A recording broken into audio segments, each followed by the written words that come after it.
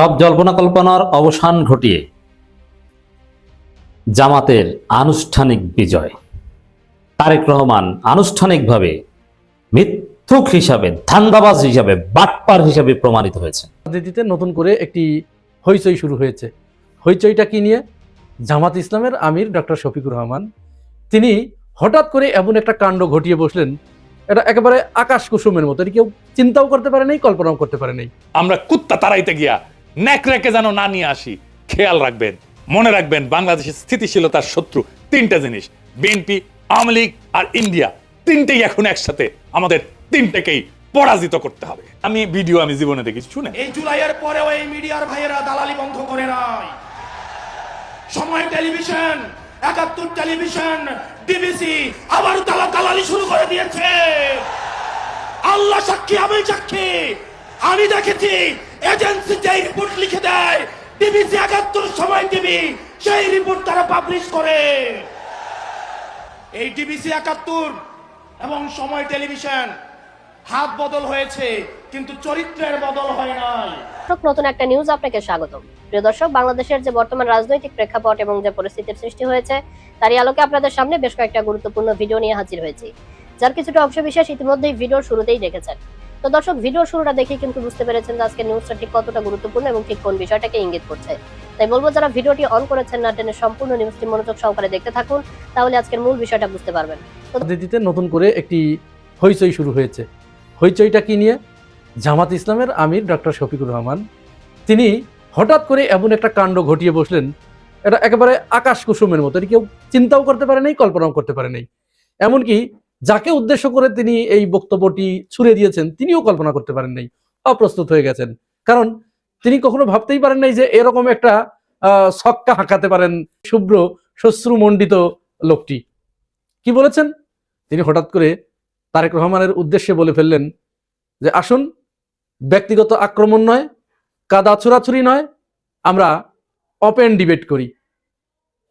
উন্নত বিশ্বে America, Bharat, Canada, London এই সমস্ত দেশে যেরকম নির্বাচনের আগে প্রতিদ্বন্দ্বী প্রার্থীরা একটি উন্মুক্ত স্থানে জনগণকে একত্রিত করে তারা নিজেদের পক্ষের যুক্তিগুলো উপস্থাপন করে এবং অপর পক্ষের যুক্তিগুলো খণ্ডন করে, এতে জনগণ পরিষ্কারভাবে বুঝতে পারে কার রাজনীতির ঝুলিতে কি রয়েছে, জনগণের জন্য কারা কতটুকু কাজ করতে চাচ্ছে।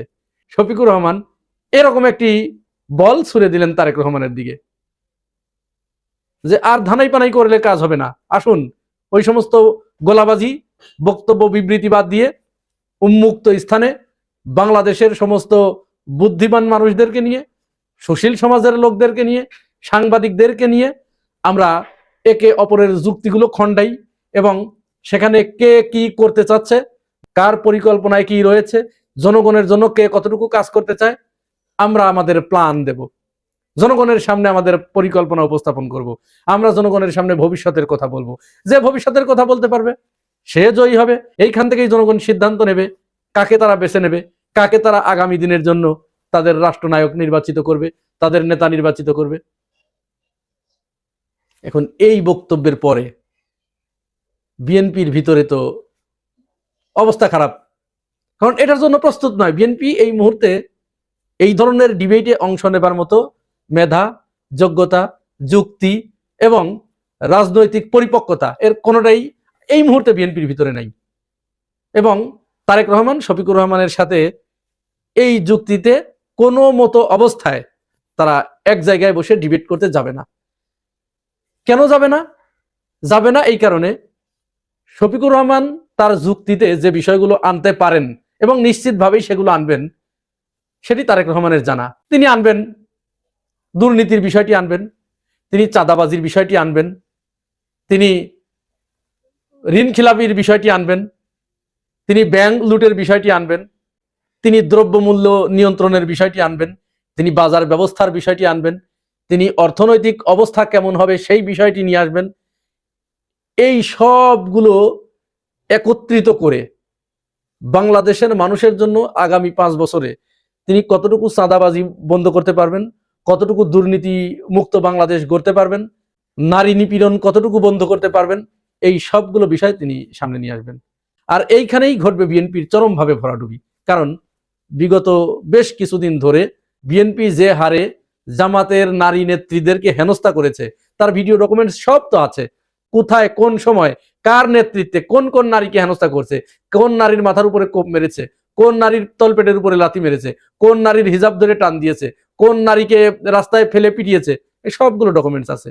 অপরদিকে কোন কোন জায়গায় চাঁদাবাজি হচ্ছে, কে চাঁদাবাজি করছে, এর সাথে জড়িত কে, কোন নেতা চাঁদাবাজিটা নেতৃত্ব দিচ্ছে, এই ডকুমেন্টস তার কাছে আছে।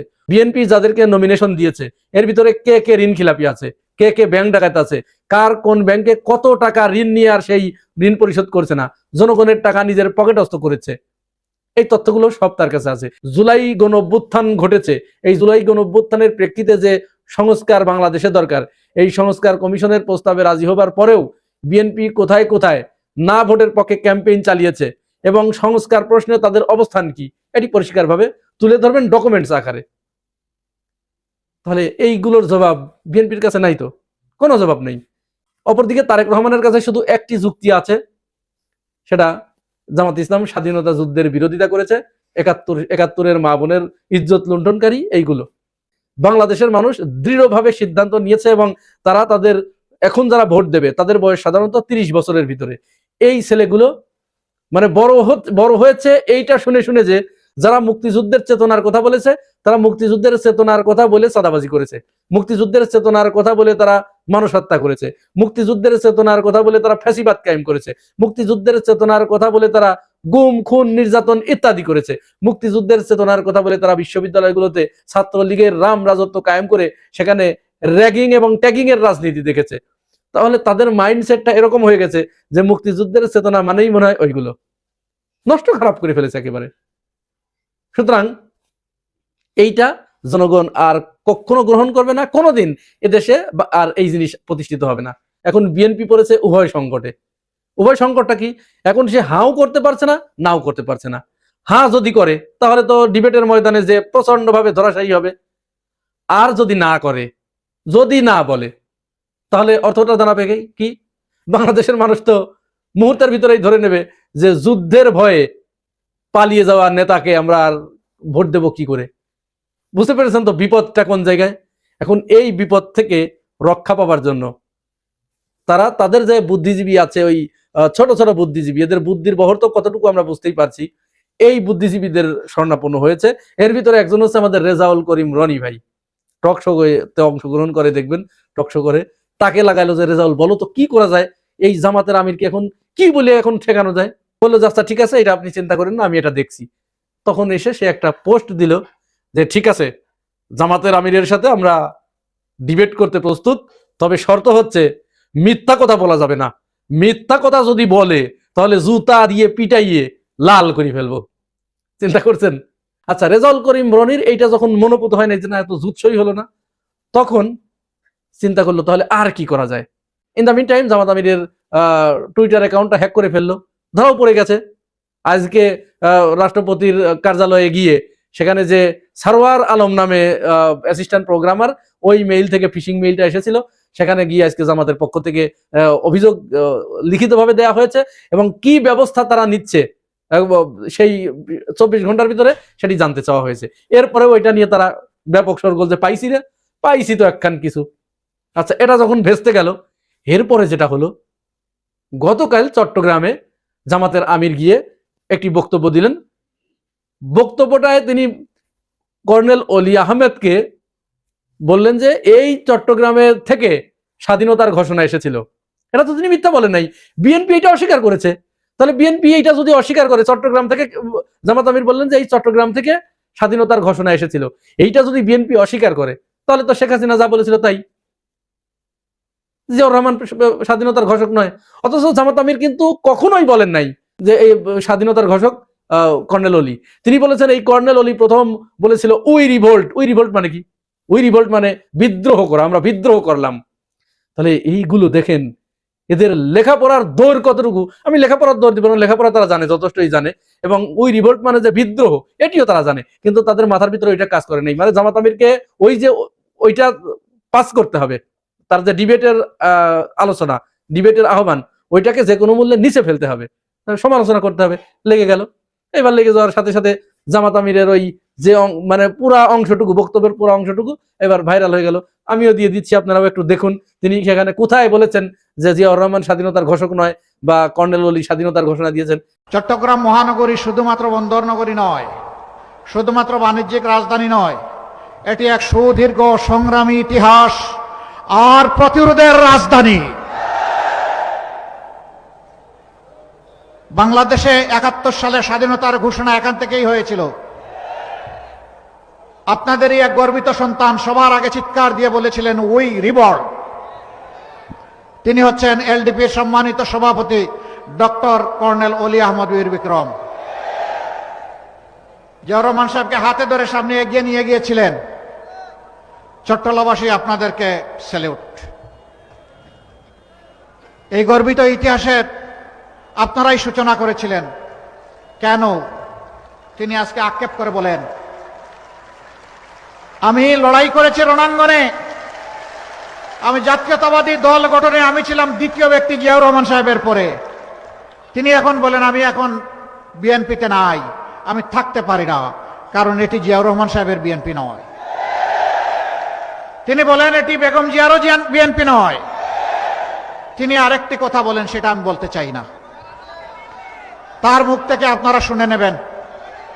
আচ্ছা, এইটা শোনার পরে যখন এখানেও তাদের মিশন ব্যর্থ হয়ে গেল, তারা আর কিছুই করতে পারলো না, তখন তারা আজকে যে কাজটি করেছে, উসমান হাদিকে গুলি করার পরে ঢাকা ১৭ আসনের যিনি জামাত মনোনীত প্রার্থী S M Khaleduzzaman, doctor Khaleduzzaman, তিনি নির্বাচনী প্রচারণায় সেনাবাহিনীর ক্যান্টনমেন্ট এরিয়ায় গিয়েছিলেন। সেখানে তাকে ঢুকতে দেওয়া হয় নাই গানম্যান সহ। এটা অবশ্যই সেনাবাহিনীর একটা নিয়ম আছে, কারণ অস্ত্র নিয়ে ক্যান্টনমেন্টের ভিতরে অন্য কেউ ঢুকবে, এটি এই সমর্থন করি না আমরা, তাদের যেহেতু এটা নিয়ম। তো খালেদুজ্জামান সেখানে একটু বাকবিতণ্ডায় জড়িয়েছে অপেক্ষাকৃত নিচের দিকের সৈনিকদের সাথে। খালেদুজ্জামানের যে পজিশন, সেই পজিশনে থেকে সৈনিকদের সাথে তার বাকবিতণ্ডায় জড়ানো, এটি মোটেই ঠিক হয় নাই, এটা তিনি ভালো কাজ করেন নাই। এই ঘটনা তাহলে কতদিনের? আজ থেকে প্রায় ১ মাসের উপরে। এই ঘটনার পরে খালেদুজ্জামান সেনাবাহিনীর কাছে মানে প্রকাশ্যে তিনি ক্ষমা চেয়েছেন, তার সেই ভিডিও আছে, ক্ষমা যে চেয়েছেন এবং সেটা সেটেলমেন্ট হয়ে গেছে। এখন আজকে বিএনপির মিডিয়া কর্মী জুলকারনাইন শায়ের, বিশিষ্ট বিএনপির অ্যাক্টিভিস্ট, তিনি এই ভিডিওটা আজকে ছেড়ে দিয়েছেন সেনাবাহিনীকে খেপিয়ে তোলার জন্য। এখন এখানে গুরুত্বপূর্ণ একটা প্রশ্ন কিন্তু থেকে যায় যে সেনাবাহিনীর সব জল্পনা কল্পনার অবসান ঘটিয়ে জামাতের আনুষ্ঠানিক বিজয়। তারেক রহমান আনুষ্ঠানিকভাবে মিথ্যুক হিসাবে, ধান্দাবাজ হিসাবে, বাটপার হিসাবে প্রমাণিত হয়েছেন। এবার তারেক জিয়াকে আমিরে জামাতের কাছে প্রকাশ্যে ক্ষমা চাইতে হবে। যদি না চান, তিনি একজন পেশাদার মিথ্যুক, পেশাদার ধান্দাবাজ, বাটপার। এতদিন জানতেন তারেক খাম্বাসুর, এখন থেকে জানবেন তিনি একজন পেশাদার মিথ্যুক এবং ধান্দাবাজ। কারণ তারেক বলেছে, দেখেন খেলাটা কত সুন্দর, আল্লাহর সাহায্য এটা। তারেক বলেছেন জামাতের আমিরের এক্স অ্যাকাউন্ট আইডি হ্যাক হয়নি। যদিও হ্যাক কি, হ্যাক না হেইক না ফেক, এটা উচ্চারণ করার মতো শিক্ষাগত যোগ্যতা এই অশিক্ষিত তারেক জিয়ার নেই। তারেক জিয়া যে অশিক্ষিত, এটা আনুষ্ঠানিকভাবে এবার প্রমাণিত হলো। তিনি বুঝেনই না এটা কি। যাই হোক, তিনি বলেছেন যে হ্যাক হয়নি। হ্যাঁ, এখন আমরা দেখছি যে জামাত আমিরের এক্স অ্যাকাউন্ট হ্যাকের ঘটনায় বঙ্গভবনের কর্মকর্তা আটক করেছে ডিবি। কেমন লাগে? তাহলে এখন ইউনুসের এই ডিবির বিরুদ্ধে রাজপথে নামেন তারেক, বলেন যে এই ডিবি ভুয়া, এই ডিবিকে আটক করতে হবে। এই ডিবি কেন বঙ্গভবনের কর্মকর্তাকে আটক করেছে? বিএনপি এখন এটা বলবে? এই আটকের মধ্য দিয়ে দিবালোকের স্পষ্ট হলো, আনুষ্ঠানিকভাবে প্রমাণিত হয়েছে আমিরে জামাতের এক্স অ্যাকাউন্ট হ্যাক হয়েছিল। এখন হ্যাক কারা করেছিল কি, এটা তদন্তের বিষয়। এটা এই যাকে আটক করেছে এ রিমান্ডে যাবে, ভারত জড়িত নাকি, ইত্যাদি ইত্যাদি অনেক বিষয় আসবে। সেক্রেটারি জেনারেলও, জামাতের সেক্রেটারি জেনারেলও আইডি হ্যাক করা হয়েছে। এর সাথে ভারতের ম্যালওয়্যার, ফিশিং লিঙ্ক ইউজ করা হয়েছে, নানান কিছু আছে, দ্যাটস ডিফারেন্ট। কিন্তু হ্যাক যে হয়েছিল এবং হ্যাকিং এর সাথে জড়িত থাকার জন্য গ্রেপ্তারও যে করা হয়েছে, এইটা তো ফাইনাল হয়ে গেছে। তাহলে তারেক যে বলেছিল যে হ্যাক হয়নি, এখন তারেকের কি হবে? আমি তো মনে করি যে তারেককেও গ্রেপ্তার করা দরকার, কারণ সে দায়িত্ব নিয়ে কিভাবে বললো হ্যাক হয়নি, তিনি নিজেও জড়িত। এবং আমার মনে হয় এই ডিবি যে বঙ্গভবনের কর্মকর্তাকে অ্যারেস্ট করেছে, ওকে যদি ডিম থেরাপি দিতে পারে, ও তারেকের নাম বলে দিবে। তো জামাত নির্বাচনের আগে আনুষ্ঠানিকভাবে তাদের এই প্রপাগান্ডার বিরুদ্ধে জিতে গেল। এখন এর একটা ইম্প্যাক্ট আছে। মাঝখানে ছাত্রদল নিজেদেরকে ছাত্রী হিসেবে প্রমাণিত করলো। ওরা যে মিছিল করেছিল, আমির জামাতকে গালিগালাজ করেছিল, ওরা কি এই জন্য ক্ষমা চাইবে? ওরা তো ক্ষমা চাইবে না, ওরা তো মূর্খ। কিন্তু তারেক জিয়া ক্ষমা চাক, তাহলে সবার পক্ষ থেকে ক্ষমা চাওয়া হয়ে যায়। কিন্তু আরেকটা কথা বলতে চাই, যারা আমির জামাতের বিরুদ্ধে ঝাড়ু মিছিল করেছিলেন, ওগুলো সব ছিল শুয়ারের বাচ্চা, শুয়ার। কারণ ওরা জানতো যে হ্যাক হয়েছে, তারপরও ওরা ঝাড়ু মিছিল করেছে। ঝাড়ু মিছিল এটা কতটা নোংরামি জানেন? এই মিথ্যা অপবাদ দিয়ে একজন সম্মানিত রাজনীতিবিদদের বিরুদ্ধে যারা ঝাড়ু মিছিল করেছে, এখন প্রমাণিত হয়েছে ওটা ছিল মিথ্যা। এখন ওই শুয়ারগুলোর এখন কি হবে? আমরা তো আর কিছু করবো না, আমরা নারীদের সম্মান করি। সে যে না শাহবাগী নারী হলো তাকে রেসপেক্ট করি। কিন্তু ওই নারীদের স্বামী, ওই নারীদের ভাই, ওই নারীদের কওম যারা, তাদের উচিত ওদেরকে ঘরে ঢোকার আগে ঝাড়ু দিয়ে পাল্টা পিটান দেওয়া।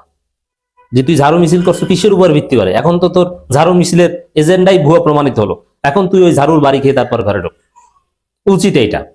এগুলো যে কোন পর্যায়ের শুয়ার, যেগুলো আমিরে জামাতের বিরুদ্ধে ঝাড়ু মিছিল করেছে। এবার তো দেখলেন অনেক চেষ্টা করেছে, আমি এটা নিয়ে কথাও বলেছি, যে তারেক সর্বোচ্চ চেষ্টা করছেন ডিবিকে থামিয়ে রাখতে, যাতে নির্বাচনের আগে এই হ্যাকিং এর কুলকিনারা বের না হয়। কিন্তু না, তারেক এখানে পারেননি, পারবেন না। ওরকম অনেক কিছুই পারেন না। ভোট চুরি করে ক্ষমতা আসতে চান, এটাও পারেন না, পারবেন না, সম্ভব না। তো দর্শক, আমির জামাত স্বস্তি প্রকাশ করেছেন এই ঘটনায়। আলহামদুলিল্লাহ, আমির জামাতের বক্তব্য। আমার ভেরিফাইড এক্স আইডি, সাবেক টুইটার, যেখান থেকে হ্যাক করা হয়েছিল, সেই সংশ্লিষ্ট ব্যক্তিটি আইন শৃঙ্খলা রক্ষাকারী বাহিনীর হাতে আটক হয়েছে। আমি আশা করি এখন ন্যায় বিচারটাও পাবো, এবং তা খুবই প্রয়োজন। দেশের সাইবার অপরাধ নিয়ন্ত্রণ, আসন্ন নির্বাচনকে সুষ্ঠু করার লক্ষ্যে এ ধরনের আইনি উদ্যোগের কোনো বিকল্প নেই। শাস্তি নিশ্চিত হলে অনেকেই সাবধান হয়ে যাবে।